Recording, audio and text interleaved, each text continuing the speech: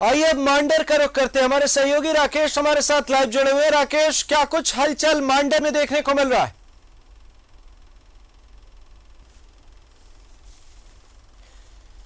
तो मांडर का जो रन है वो बेहद दिलचस्प हो चला है। मांडर उपचुनाव में सभी सियासी दलों ने पूरी ताकत झोंकी हुई है। यूपीए, एनडीए और भी कई उम्मीदवार हैं जो लगातार चुनावी सभाएं कर रहे हैं, लोगों के बीच जा रहे हैं, अपने पक्ष में मतदान की अपील कर रहे हैं। कई जो दल हैं उन्होंने अपनी सक्रियता बढ़ा दी है। और जो जिस तरीके से जानकार बता रहे हैं, जिस तरीके से जानकारी उभर कर सामने आ रही है, ये माना जा रहा है कि मांडर में त्रिकोणीय मुकाबला देखने को मिल सकता है। कांग्रेस पार्टी से शिल्पी नेहा तिर्की, बीजेपी से गंगोत्री कुजूर चुनावी मैदान में है। सहयोगी राकेश का रुख करते हैं, हमारे साथ मांडर से लाइव जुड़े हुए हैं। राकेश, क्या कुछ देखने को मिल रहा है मांडर में? कैसी सियासी उथल पुथल मची हुई है? बिल्कुल, देखिए सियासी सरगर्मी तेज है मांडर में, इस बात से इनकार नहीं किया जा सकता है। और जहां तक लड़ाई की बात है तो ये ज़रूर है कि 14 प्रत्याशी हैं मांडर इस उपचुनाव में, लेकिन जो लड़ाई है वो कहीं ना कहीं इस बार त्रिकोणीय नज़र आ रहा है। कांग्रेस भी है, कांग्रेस से शिल्पी नेहा तिर्की जो है उनकी उम्मीदवार हैं। अगर आप बीजेपी से बात करें तो बीजेपी ने फिर से एक बार गंगोत्री कुजूर पर दाव लगाया है। हालांकि 2019 में उन पर दाव पार्टी ने नहीं लगाया था और उस समय देव कुमार धान को पार्टी ने अपना उम्मीदवार बनाया था, लेकिन इस बार देव कुमार धान निर्दलीय हैं और गंगोत्री कुजूर पर फिर से पार्टी ने एक बार भरोसा किया है।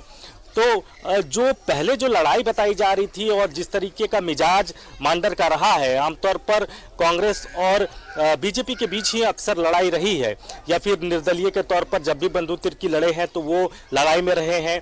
लेकिन इस बार का जो मुकाबला है वो त्रिकोणीय बताया जा रहा है, क्योंकि देव कुमार धान को आप दरकिनार नहीं कर सकते। वो एक एक्स फैक्टर के तौर पर यहाँ है और जिस तरीके से निर्दलीय होने के बावजूद उनको ओवैसी का जिस तरीके से समर्थन मिला है, उनकी पार्टी का समर्थन मिला है, तो उस वजह से यहाँ की जो सियासी लड़ाई है वो अब त्रिकोणीय नज़र आ रही है। और कल जिस तरीके से बातें कही जा रही है कि यहाँ ओवैसी का कार्यक्रम भी होगा, तो उसके बाद से जो सियासी जो तपिश होगी वो थोड़ी अलग यहाँ महसूस की जाएगी। तो फिलहाल तमाम दलों के नेता यहाँ जुड़ रहे हैं, यहाँ एकजुट हो रहे हैं और अपने अपने प्रत्याशी के पक्ष में लगातार प्रचार प्रसार कर रहे हैं, लोगों से संवाद कर रहे हैं। छोटे छोटे पॉकेट्स में चुनावी सभाएं की जा रही हैं, चौपाल लगाए जा रहे हैं। अभी थोड़ी देर पहले सुदेश महतो भी पहुंचे थे। तो जो जहां एनडीए पूरी तरीके से एकजुट है, वहां यहाँ आपको यूपीए की भी एकजुटता नजर आएगी।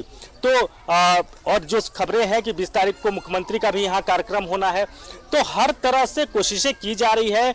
और जो पूर्व का जो अब तक का जो इतिहास रहा है इस सरकार के 2.5 साल के कार्यकाल को अगर आप देखें तो जिस तरीके से 3 बाई इलेक्शन हुए हैं, चाहे आप बेरमो की बात करें, दुमका की बात करें, मधुपुर की बात करें, तो वो सीटें कहीं ना कहीं यूपीए के पास रही और इस बार भी उसी तरीके की उम्मीद की जा रही है। लेकिन बीजेपी को लगता है कि यहाँ से उलटफेर होगा, यहाँ से चीज़ें बदलेंगी और मुख्यमंत्री जो सरकार है, जो गठबंधन की सरकार है, उसके 2.5 साल के कार्यकाल को ही बीजेपी यहाँ भुनाने का काम कर रही है। कह रही है कि इस 2.5 साल में मौजूदा हेमंत सरकार, मौजूदा गठबंधन सरकार ने कोई काम नहीं किया और जनता उसी पर अपना मैंडेट देगी। तो यहाँ से 2024 के तौर पर भी बीजेपी देख रही है कि एक शुरुआत होगी मांडर से और वो शुरुआत 2024 में बीजेपी को सत्ता तक ले जाएगा। बिल्कुल, तो इस तरह की सरगर्मी है, इस तरह का सियासी माहौल और मिजाज है मांडर में।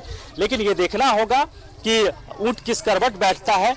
फिलहाल तमाम पार्टियां पसीना बहा रही हैं, लोगों से मिलने बिल्कुल राकेश, पर अगर हम समीकरणों की बात करें तो देव कुमार धान बेहद खास हो जाते हैं। देव कुमार धान से ज्यादा नुकसान किसे, बीजेपी को है या फिर कांग्रेस को है? नहीं, देखिए जाहिर तौर पर जो वोट बैंक कांग्रेस का है और जिस वोट बैंक के बदौलत लगातार बंधु तिर्की यहाँ जीतते रहे हैं, तो उस वोट बैंक में कहीं ना कहीं सेंधमारी अगर होती है तो वो सेंधमारी देव कुमार धान ही कर पाएंगे। और देव कुमार धान भी चूंकि कांग्रेस से ही निकल कर आए हैं, शुरुआत उनकी कांग्रेस से ही रही है और यहाँ से वो चुनाव भी जीतते रहे हैं, तो जाहिर तौर पर नुकसान अगर किसी का होगा तो वो कांग्रेस का ही होगा। अगर ओवैसी आते हैं, उनका चुनावी कार्यक्रम होता है, जैसा कि कहा जा रहा है कि कल ओवैसी का चुनावी सभा यहाँ होना है, तो वो वोटरों को कितना मोबिलाइज कर पाते हैं। क्योंकि पिछले बार के अगर आप आंकड़े को देखें अमृत, तो जो ओबीसी पार्टी से जो उम्मीदवार थे तकरीबन 23,000 के आसपास उनको वोट मिला था। तो अब आप इससे अंदाजा लगा सकते हैं कि उनकी पार्टी का यहाँ जनाधार है, ओबीसी कहीं ना कहीं यहाँ फैक्टर है, उससे इनकार नहीं किया जा सकता। बहरहाल आज जो तमाम नेता पहुंचे थे चुनावी कार्यक्रम में, चाहे बीजेपी के नेता हो, चाहे आजसू के हो, चाहे कांग्रेस को हो, उनके तरफ से यह जरूर कहा गया कि ओबीसी कोई फैक्टर नहीं है। लेकिन पिछले आंकड़ों को अगर आप देखें, अगर उनके प्रत्याशी के आंकड़ों को देखें तो ओबीसी फैक्टर है। और कल का जो चुनावी सभा उनका होगा उसके बाद से उम्मीद करनी चाहिए कि जो सियासी फिजा है, जो सियासी अभी तक का जो ताना बाना है मांडर में, उसमें कहीं ना कहीं आपको थोड़ा बहुत बदलाव नजर आएगा। अमृत, बिल्कुल, बहुत बहुत शुक्रिया इन तमाम जानकारियों के लिए। नजर बनाए रखिएगा, आगे भी आपसे अपडेट लेंगे। तो लगातार मांडर का जो मुकाबला है वो बेहद दिलचस्प होता।